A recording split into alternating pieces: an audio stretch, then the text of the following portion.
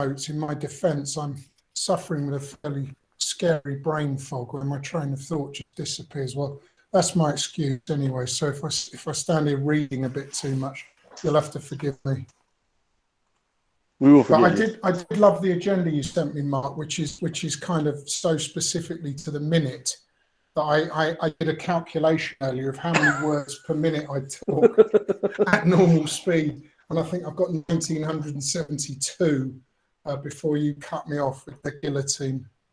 I love it. Yeah, once you've done a presidential advance, it's hard to escape measuring everything down to the minute. So, all right, without further ado, Carlo, great guy, super interesting, architect. What's also maybe interesting, and you obviously have access to his bio, but he went back to school, kind of later in life to get a graduate degree in photography, which I found super interesting, and was kind of envious. I know he's mentioned it a few times, but even some of his friends were envious that he went back to uni to pursue a degree in photography. So Carlo's a super interesting guy, very creative, very passionate about Naples soccer in Italy, and we're lucky that he's joining us today. So Carlo, I'll turn it over to you. Thanks for joining us. Thank you very much, Mark. I presume everybody can hear me all right. And forgive me if I do end up having a few coughing bouts. Well, to be honest, I've only given 2 talks in the last 13 years, and one of those I was the groom.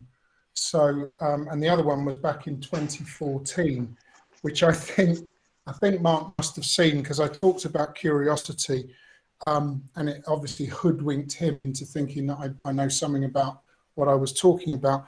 The truth is, I'm not sure I do. But I started that talk with a quote from Albert Einstein, who said, "I have no special talents, I'm only passionately curious." And I mean, it's stunning, really, isn't it? There's one of the greatest minds in history, and he truly believed that everything he accomplished was down to nothing more, if you like, than just a relentless curiosity. And when I gave that talk, it was because, if I'm honest, I didn't feel like I had enough credibility or gravitas or authority, really, to talk about anything that I did in my work or anything I'd accomplished in life. Mark mentioned architecture. I'm not an architect. I'm actually a property developer, but I have always had a passion for buildings. So Einstein's quote, really, if you like, was just my way of sort of hiding behind a whole load of images and things that I found interesting. And I made the connection between curiosity and creativity in that talk, hence the sort of strapline that Mark's used for this, because the audience that I was talking to, they were primed to want to hear about creativity. The event was billed as an ideas festival. And I think, excuse me, I think that ideas that come to life are just creativity made manifest, if you like. But here's the thing, the more I've thought about it since that talk, the more I do truly believe that creativity is the essential fuel for, curiosity is the essential fuel for creativity. And it's so damn important because we need creativity now more than ever. We can talk about whether that's because of climate change or Putin or rampant inflation, or just because we need great art or want great art. But for now, we'll talk about that later, but for now I just want to drop this one idea, and it's by no means fully formed. It's like a fledgling bird, if you like, so you'll have to be gentle with me. I'm just trying to work out whether or not it gets to fly. And I'm a total amateur at all of this, by the way.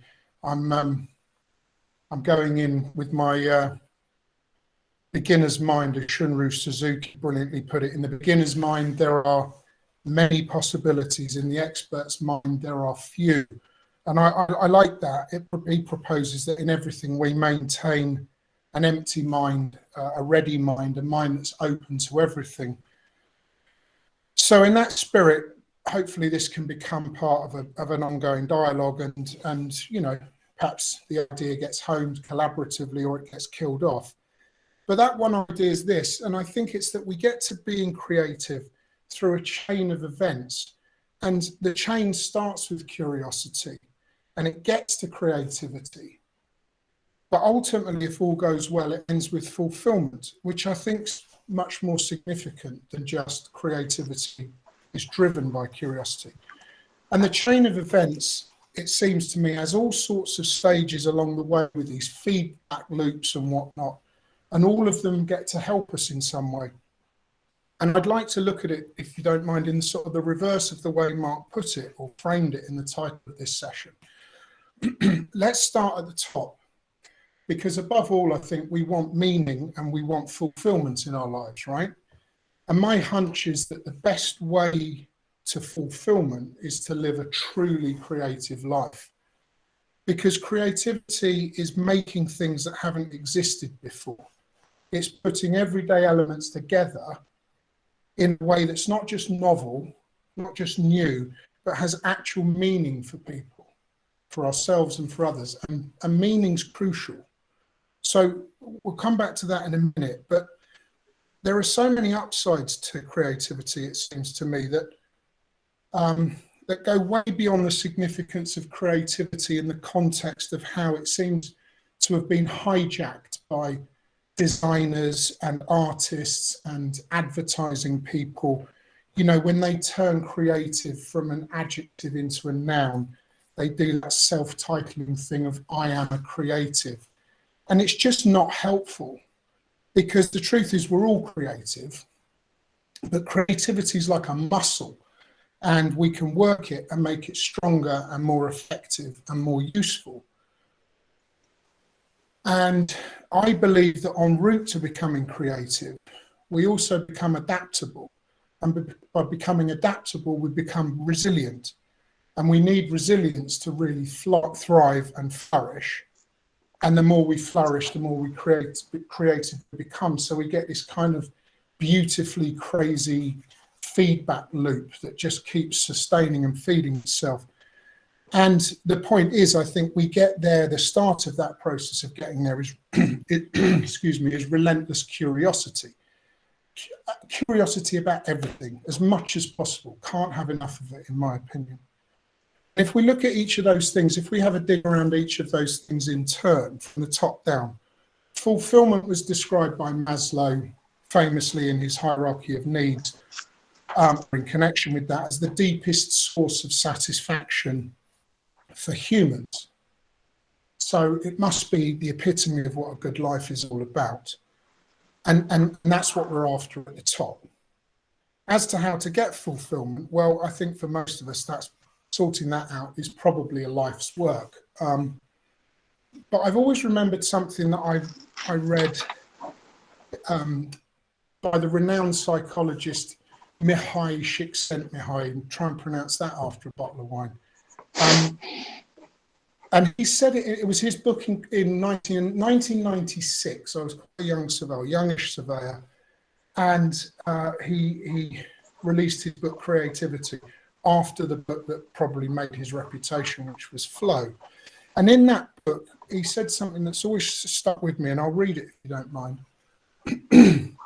He said, of all human activities, creativity comes closest to providing the fulfillment we all hope to get in our lives. Call it full blast living. Creativity is a central source of meaning in our lives. Most of the things that are interesting, important, and human are the result of creativity. When we're creative, we feel we are living more fully than during the rest of life. And I love that. I mean, I really love that idea of full blast living, because it's certainly what I'm after, you know, on good days. And I think deep down it's what everybody wants, given a choice, to be fully and completely and uninhibitedly, if that's a word, alive. We want what Csikszentmihalyi called in his other magnus opus work, Flow, optimal experience. Because optimal experience, fulfillment, happiness, perhaps they're kind of interchangeable ideas. And what he said, which is really important, is that's not something that happens. Optimal experience doesn't just happen. It's the condition that we prepare for, that we cultivate, and we defend on an individual level. So So what's creativity? Well, I mean, getting deep into that is obviously beyond the scope of this talk, and I'm, as I said, a rank amateur. What do I know? But if we can agree that it's what I said earlier, I can't remember where I stole it from, but that putting everyday elements together in a way that's not just novel, but has actual meaning for people, then yes, creativity is what David Bowie did when he changed pop music for good, and with it the lives of millions of disaffected teenagers in the 1970s by giving them meaning. But it's what Steve Jobs did when he combined Zen philosophy or a Zen mindset with hippie counterculture, you know, a nascent tech scene, a deep reverence for and sensibility to design, and created a company with arguably unparalleled impact. It's what John Cleese does every time he gets on a stage and subverts expectations of what can be funny. But it's also what a new mother does when she effectively combines elements of a successful life before having children with nurturing and thriving, creating a nurturing and thriving life for a child afterwards, notwithstanding all of the puke and the shit and the screaming and the sleepless nights and the newness of everything. And then this need for and propensity to creativity is an essential part of human nature. And that's why it's so important at the moment, I think, because it's hardwired into us biologically, physically, and psychologically. It includes our ability to have divergent thinking, tolerance for ambiguity, willingness to take risks, and behavioural flexibility. All things which I think are just disappearing in front of our very eyes at the moment, more so than in my lifetime. And that's not just because there's a war on in Europe. I think there are lots of systemic things that are happening, you know, throughout society, culture, the university system, and so on and so forth, that mean that we really do need an ability to come back to accepting the significance and the importance of holding ambiguity and understanding that nuance is so important. So, you know, perhaps creativity is more than anything. Well, I think for me, it's about two things. It's about connecting different bodies of knowledge in new ways, and perhaps it's seeing patterns where none existed before. The very eminent neuroscientist who specialises in creativity, British, Baroness Susan Greenfield, she puts it like this. She says it requires growing branches. She says the growth of the human brain occurs by growing branches. And by growing branches, we make more connections. And by having more connections, we get to saying, aha. And I think we can all recognize that. And so to curiosity, which I think of is the thing that leads to the growing of these branches. And the more we can see that everything's interesting and that everything's extraordinary, the more curious we get, the more good questions we ask, and the more branches we grow. Excuse me, am I right for time, Mark? Yeah, you're doing great. I mean, here's what Leonardo Da Vinci had to say. I mean, I'm not biased, obviously, given that he was the greatest human in history, but he knew a thing or two about growing branches, I can tell you. And he said, I roamed the countryside searching for answers to things I did not understand. Why shells existed on the tops of mountains along with imprints of coral and plants and seaweed usually found in the sea. Why thunder lasts a longer time than the thing which causes it, and why immediately on its creation lightning becomes visible to the eye while thunder takes time to travel. How the various circles of water form around the spot which has been struck by a stone, and why a bird sustains itself in the air. These questions and other strange phenomena engaged me throughout my life. And the thing about Da Vinci was that he was obsessed with the natural world, and understandably so. We're wired up to need what Henry David Thoreau called The Topic of Wildness.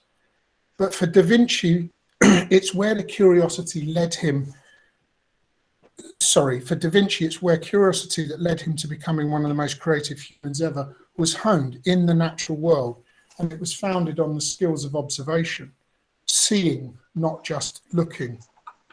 And the trouble is that I think we're often too arrogant to look at nature for answers. I remember hearing Janine Benyus talk, it must have been about 20 years ago. She was the pioneer, for those that haven't come across her, behind the field of study now known as biomimicry, which is, gaining, quite rightly, more and more traction. The practice of looking to nature for inspiration to solve design problems in a regenerative way. Anyway, I remember her referring to our human engineering skills and how they weren't that impressive compared to what gets engineered in nature. She said, imagine designing spring.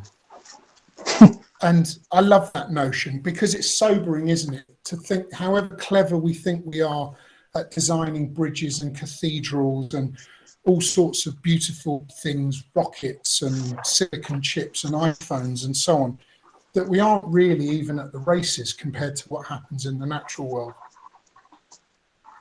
And I did mention this is perhaps a slightly confused train of thought, but I think it ties in with something I mentioned earlier about adaptability and resilience. Because in biological terms, adaptability is the property of being able to actively and passively alter structures and behaviors and interactions in response to selective pressures. So it's really a Jedi power. And natural world, better adapted variants are stronger, they're more resilient, and they have greater longevity. In short, they survive better. And if creativity is a way that we find new and better solutions to problems and challenges, and I think it is, then we become more adaptable. And we and our businesses and our communities become more adaptable. And through becoming more adaptable, all of those things become more resilient.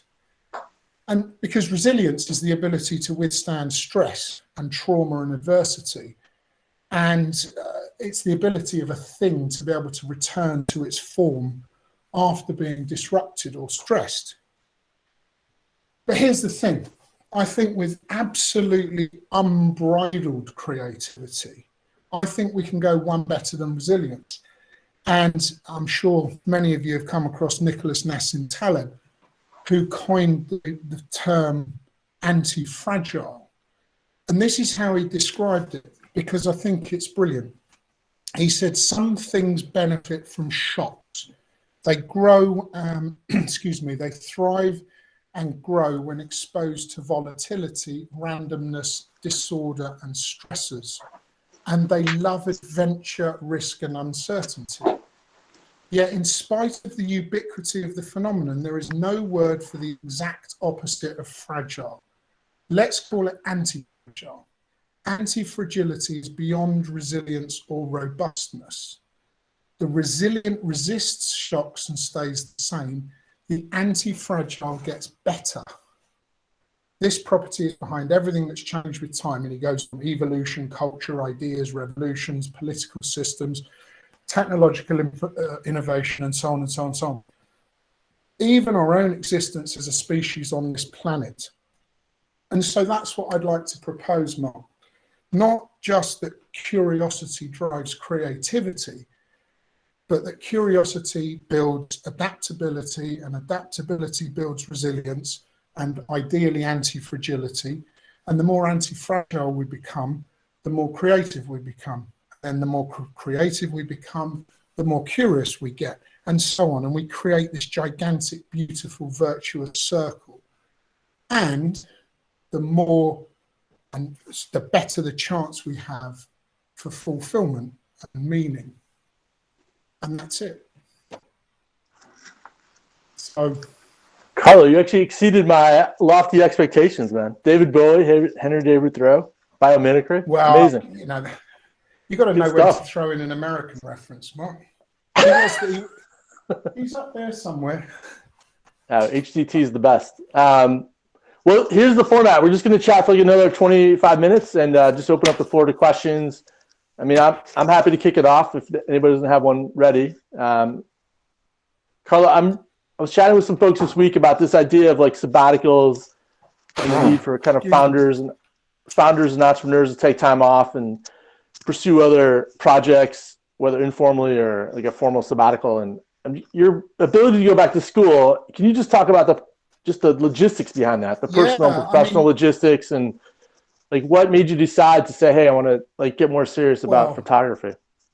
It's an interesting thing, Mark. I'll tell you exactly how it came about because it connects with what I said at the beginning. So the second of the 2 talks I've done in the last 13 years was back in 2014 at this thing called the Do Lectures that I'm involved with.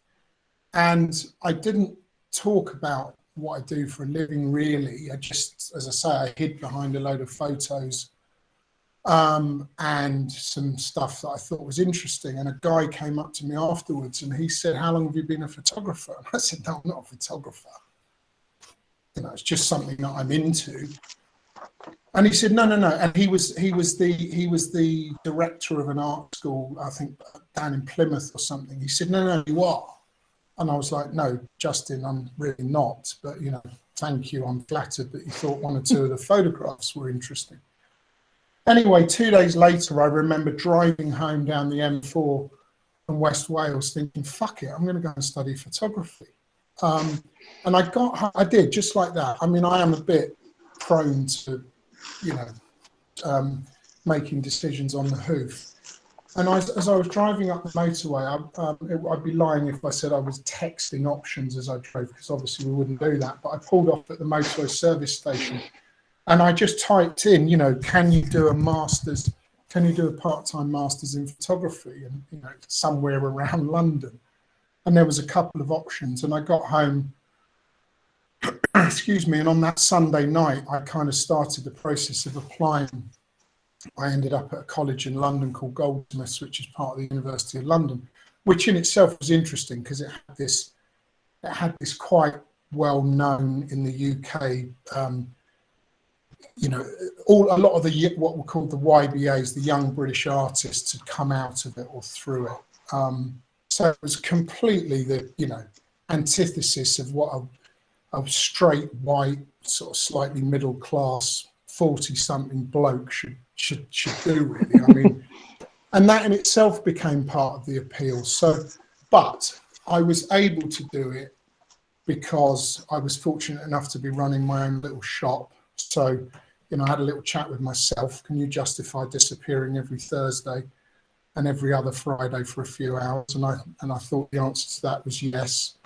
And I could afford it. So, and you know what? There was a curiosity in me that made me think, you know, well, here's the thing.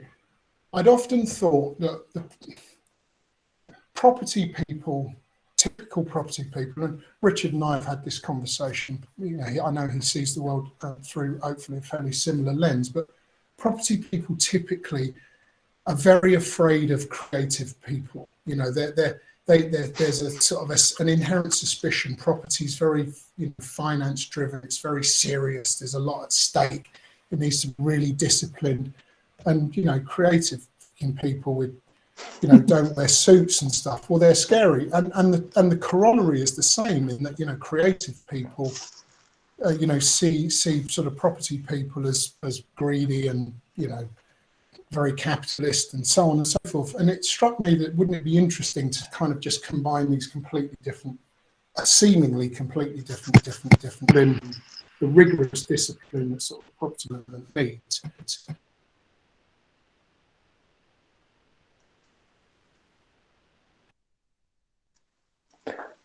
We still got you.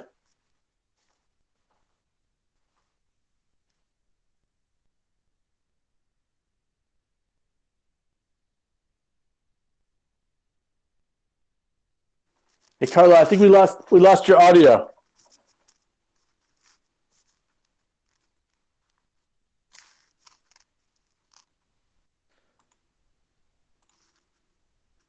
I think you somehow muted yourself. Am I back? Oh, there you go. You're good. You're back. Yeah, the funny thing was, Mark, that the outcome of all of that was that, you know, it was tremendously helpful for the business, and it was tremendously helpful for me on a personal level. But the strangest thing of all was I remember thinking I better keep it a little bit, you know, under the radar, because people will just think, well, you're obviously not serious about what you're doing. And the first time I was sat in a meeting with a bunch of lawyers and some funders, and it was all very grown up, and someone proposed a meeting for the following Thursday, and I was like, sorry, I can't do next Thursday. And the lawyer who was kind of chairing the meeting, arrogant fuckwit, was like, well, why not, boy, you know? And I said, well, I'm at college next Thursday. And someone said, oh, what are you studying? And I said, well, I sort of mumbled under my breath, I'm doing a master's in photography.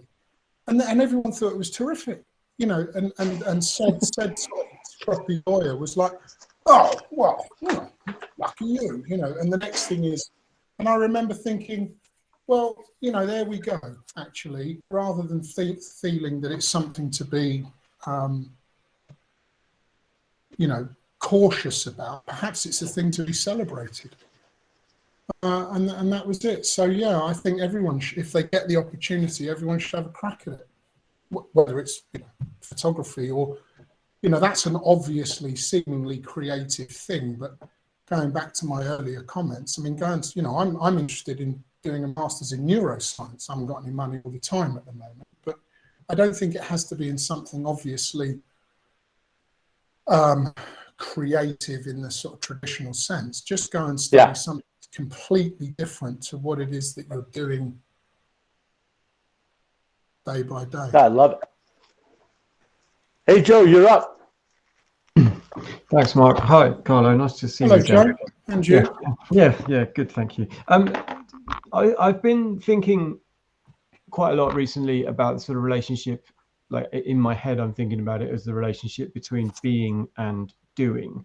And when you were speaking, you were talking about, you know, like just saying I am a creative is not a particularly helpful thing to do. But then you've also got that piece of, you know, you're doing the talk and the guy's coming up to you and you're like, no, I am not a photographer. Like, is there anything, it's a bit of a vague question, but is there anything that you could speak to around that relationship between how we define ourselves as creative and then the actual act of doing creative things? I guess, I mean, I used to think, I remember, I'll tell you, because it was an awkward moment, I remember saying to my wife, I'm going to study photography. And she said, but you're a surveyor. You're not an artist, you're a surveyor. And I mean, I haven't been a surveyor per se for many years, but that's what I trained in and qualified in and, you know, so on. And I remember being quite hurt because it was a bit like she'd pissed on my bonfire. Now, the truth was I had a load of photographs that had never really seen the light of day. Photography was a bit of a kind of a secret outlet for me because I had been very artistic at school, but my dad loved it. And I was never cross with him about this, but made it pretty clear to me when I was choosing my O-levels that you didn't get to choose art because that meant you didn't do history or geography or whatever it was that was the option, you know, that it kicked out. And I get that, you know, my dad was a first generation immigrant. He was out at work at 14 and to him, you know, academic qualifications were the most important safety net. So I'd always had this kind of artistic thing, but I put it away at like 18 years old. And the only time it manifested itself was through this sort of secret photography habit. So in answer to your question, Joe, I think what I started to do after I got into the whole goldsmiths thing, and I met a couple of people, a girl who's a bit younger than me, who was really supportive, who was relentlessly, you know, creative, had done a first degree in fashion, and, you know, and she said to me, well, you're all of those things, obviously, aren't you? You're a surveyor, and a dad, and a photographer, and I just started to sort of adopt a sense of ease with the idea that we're multitudes. Another great American, wasn't it Walt Whitman, who said, I contain multitudes, or I contradict myself, or I contain multitudes. you know, that idea, I think that we just accept and adopt that we're just so many different things all at the same time. I don't think it needs anything other than a little bit of self-confidence, Joe, to just say, I'm this and this and this and this and this.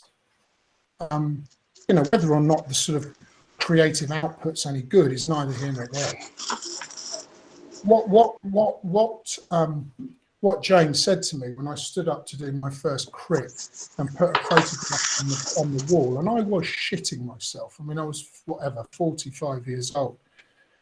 And she said something, and it was just, it was very interesting. She said, it was something like, you're an artist when you decide you're an artist. And it was like, okay, cool. Yeah, all right. Well, you know, I don't know if that's helpful to say. Most of this stuff is just a bit of a stream of consciousness. I like that. Hey, Richard, you're up. Hey, Carlo. Well, just on the subject of titles, I find that quite interesting, or definitions or identity. I'm a surveyor. I studied, like Carlo, well, I studied estate management, so I was a chartered surveyor. They, as a peer group, are some of the most dull people ever that I didn't pay my fees and stay chartered, much to my father's disgust, because they don't really know what a chartered surveyor is. They don't really go out and improve the world. I'm not really sure what they do at all, but I used it on my wedding certificate, because if you look at it the other way, not as, you know, an institution, you're lucky as a surveyor, Carlo, because you're looking at everything. How curious is that? You're surveying, but you're thinking of it, how many people think of it, a surveyor. But actually, it's a beautiful title, and it describes you very well. It's like a flaneur, I think, has been used as a negative connotation. But you're a surveyor, so I don't think it really fucking matters, Carlo. But I love the talk, really love the talk, love the fact that it was so poorly structured. I actually follows my line of thinking. So that's rare. And the whole thing about fulfillment, that's great. I was also lucky enough, I took myself out for 4 months with my family, took them out of school and went into the deep beyond. And I didn't really value that properly until very recently. Some 5 or 6 years later, it's collecting in its energy for my own curiosity, my children's curiosity, our curiosity together. So it's a sort of collective thing to go away together is a great privilege. But look, a question for you. I enjoyed the whole thing. I think we're all here because we probably enjoy, you know, the sense of the power of creativity and how important, how nuclear it is to society. But your suggestion is, so we all agree with that probably. Your suggestion is that you're worried about the future. So to the sense of being bluntly about it and wanting to solve something, I remember listening to the Ken Robinson TED Talk. I can't remember it completely now, but he was looking at creativity and the same, you know, needs for education as literacy at the same level as that. However, he was incredibly negative, and probably if you interviewed him now, he'll be saying that the education system just isn't equipped for it. They can't measure it, and they just turn out good workers, not good creative people. Which perhaps might be more valuable to society. He was negative 10 or 15 years ago. You're a bit negative now. Have you got any answers? Yeah, I think we should all get a copy of Brian Eno's Oblique Strategies, and every time we don't know what the fuck to do, we should just grab one and read it and take its advice, because a friend of mine bought me these for my 50th, and they are sensational. I don't know if anyone else has come across them. No, I mean, when I say negative, Richard, what I'm concerned about isn't a lack of creativity. It's a society that seems to be totally intolerant of different opinions. If anyone fucking tells me to educate myself, I'm going to shove that bookshelf down their mouth. I just think the idea of saying that to anybody is disrespectful. And what troubles me is that I think it's a lack of curiosity that has led to this sort of cultural moment where if you're not, quote, right thinking, you somehow get, well, you know, at best, you're not invited into certain circles, and at worst, you know, for a lot of people, you lose your livelihood in your career. And I think that's awful. I think ambiguity, as I said earlier, and nuance and subtlety need to be championed like never before. So I'm only kind of down on where we're at from that perspective. I happen to think that encouraging, you know, like relentless curiosity is the answer to that. We have to be able to see two sides of the same coin. I'm again another great American, one of my favorite Americans. Actually, Scott Fitzgerald said something like the test of a first-rate intelligence is the ability to hold two conflicting thoughts at the same time and still function. And that's what I think is, those are the interesting people. You know, the people that are prepared to say, well, the facts changed, I changed my mind. You know, what do you do?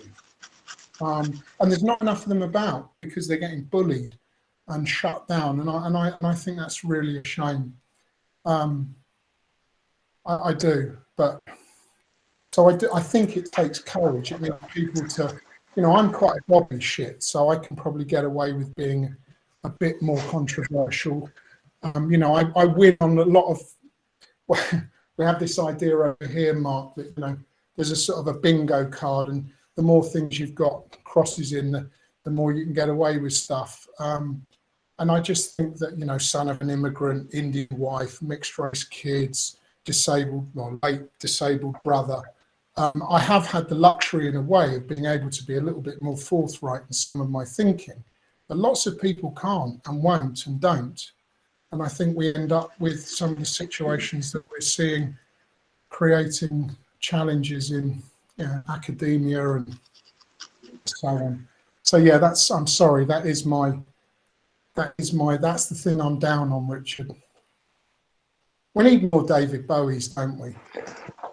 Well, that's a good segue, actually, Carlo, because I was gonna ask you about Bowie. I know we have some musicians on here, and we have people that have been in music production and promotion. I also think about Bowie like the S curve of like an artist's life, right? It's not like one of my favorite bands out of Canada, the Tragically Hip. They have a song called "It Can't Be Nashville Every Night," right? Like some nights you got to play Fort Wayne, Indiana, right? And I think about like Bowie's career and kind of the ups and downs, and, you know, just pushing through and delivering stuff that maybe the fans don't want. Can you talk about that in the creative process? Well, I listen. What I can't profess to be is a real aficionado on Bowie, because I came to him really late. Actually, my brother was 6 years older than me, and so many of my music tastes I got from Aldo, Pink Floyd, Genesis, all of the kind, a lot of progressive rock, all of that stuff. But he wasn't really a Bowie, T-Rex, Stones, the Beatles, but he wasn't really a Bowie fan. So I came to Bowie a bit later, and in many ways I came to him through this kind of fascination with creativity. And I happen to think his last album, Black Star, is just off the charts, incredible. But the more I listen to it now and the more I read about him, the more I just think he's just, you know, everything you want to be in terms of he was the living manifestation of sort of curiosity leading to creativity and reinvention and innovation, and then do it all again. And the impact he had, I mean, I probably wasn't really aware of how much impact he had until, you know, I was a child of the 70s, born in the late 60s, child of the 70s and 80s. And as I say, I was into rock music, but a lot of my contemporaries were into new romantic, you know, the new romantic movement. I was a bit young for the Blitz Club and everything that happened in London. But that whole scene, the whole of the 80s, musically, I think, was a result of Bowie giving those young kids the ability to feel comfortable being different, whether it was, you know, gay or wanting to wear makeup or just dressing in a crazy manner. And at the time, of course, I was like, well, you know, that's not my thing. But secretly now, you know, I love all of that stuff. I'd have loved to have had the balls to put makeup on and have been to the Blitz Club and been with the cool kids. But so I think Bowie was really, really important, probably like no one else before or since in that respect. It's interesting. I saw this quote the other day. It was attributed to Britney Spears, and she was like, "Yeah, like anybody can make a Radiohead album. You know, it's really hard to make a top pop song, right?"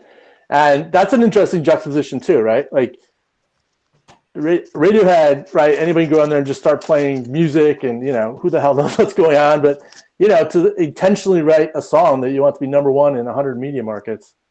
It's interesting. Yeah. That kind of creativity too is also worthwhile. Like Britney Spears probably doesn't get enough credit, but you know, there's something about that as well. Yeah, definitely. It's sort of it gets these sort of protective, defensive shields around it, doesn't it? Hence the point I made about, you know, people that work in a very esteemed ad agency get terribly offended by other people, you know, claiming to be creative. Well, I'm a creative, you know, and by the thing that annoys me about that, I said earlier, I think it's unhelpful. I think it's a bit more than that. It's actually downright dangerous, because by doing it, it's trying to create this idea that, well, I am, so and you're not, and therefore, you know, it's a bit of a kind of a zero-sum game thing. There's only enough to go around, and I just think that's as I say, that's silly. So, yeah. We're coming up on 45 minutes, and Juventus kicks off at the top of the hour for all you Juventus fans out there. Maybe I'm the only one. Do we have one last question before we go? Nobody has a question. What should I'll ask a final question, Carlo. What should I don't know. What are you kind of noodling on for inspiration lately, or what have you been digging into privately that maybe you're ashamed to admit? Like, are you into sewing or doing something, you know, creative activity, pottery or something like that? I started painting again. Not that I've ever done much of it. I started watercolor painting. I took my camera out for a ride up in the Lake District a few weeks ago. I tell you what I am getting into, and Richard, you and I need to talk about this. I came across a guy probably 10 years ago called Christopher Alexander, who wrote some brilliant stuff. He wrote a book called Timeless Way of Building, and then followed it up with a book called A Pattern Language. He's regarded as a sort of a bit of an arch traditionalist, but he's way more intelligent than that, or more important than that as a theorist. And he went on to write later, in the 80s, a series of books called The Nature of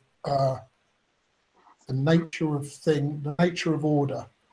And it's this huge sort of 3-volume, 4-volume tome on how we just don't build our environments very effectively. And what that's done is taken me down all sorts of, I think I've probably got ADHD. My mum always used to say, well, you can't have it, didn't exist when you were a kid. But I keep going down these rabbit holes and ending up in strange places. And through getting into that, I've come back to, are you familiar with Stuart Brand, Mark? I'm not. Everyone should get into Stuart Brand. Those two things connect.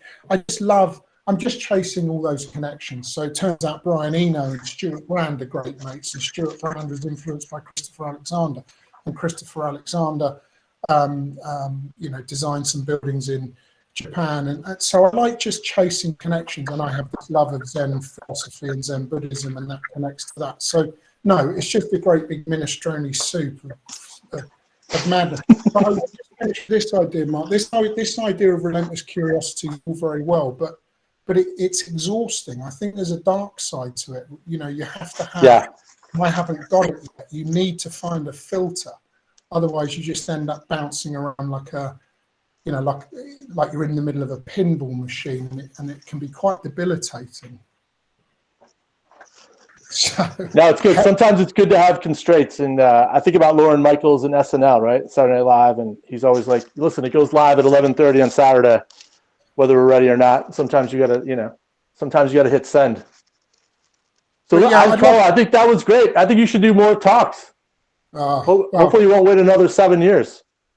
Well, maybe we can I'd love to keep the sort of the dialogue going, Mark, because as I say, it's just a bit of a stream of consciousness idea, but I do think there are connections in there that are really that really matter and are meaningful. So, you know. Yeah. So, are you cool if I share your email with the group here? Yeah. All right. Please Perfect. do. Fantastic. Thanks, mate. All right. That was great. Thanks for. I'm glad we had a global audience. Fun to see everybody. Cheers. Thanks, guys. Stay safe. Ciao. And you. Bye.